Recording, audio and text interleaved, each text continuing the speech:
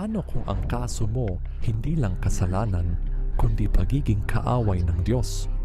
Dahil sa kasalanan, tayo ay naging kaaway ng Diyos. Hindi lang tayo nagkamali, tayo ay lumayo, tayo ay nagrebelde.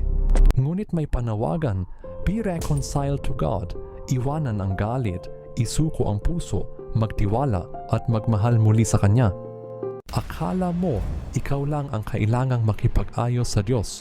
Pero ang totoo, ang Diyos mismo ang gumawa ng paraan para makipagkasundo sa iyo.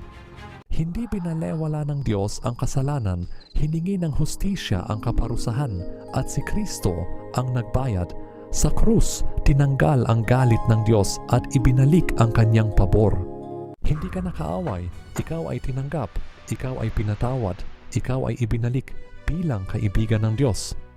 Ama kong Diyos, ako ay lumayo sa inyo, ngunit salamat dahil sa pamamagitan ni Kristo, ako ay inyong tinanggap muli. Tinatanggap ko ang pagkakasundo na inyong alok. Mula ngayon, ako ay sa inyo na. Kung naantig ka sa kwentong ito, huwag kalimutang mag-like, mag-share at mag-follow. Mag-subscribe para sa susunod na kwento. At para sa buong mensahe ng pag-asa, panoorin ang playlist na Hatol ng Pag-asa Reconciliation.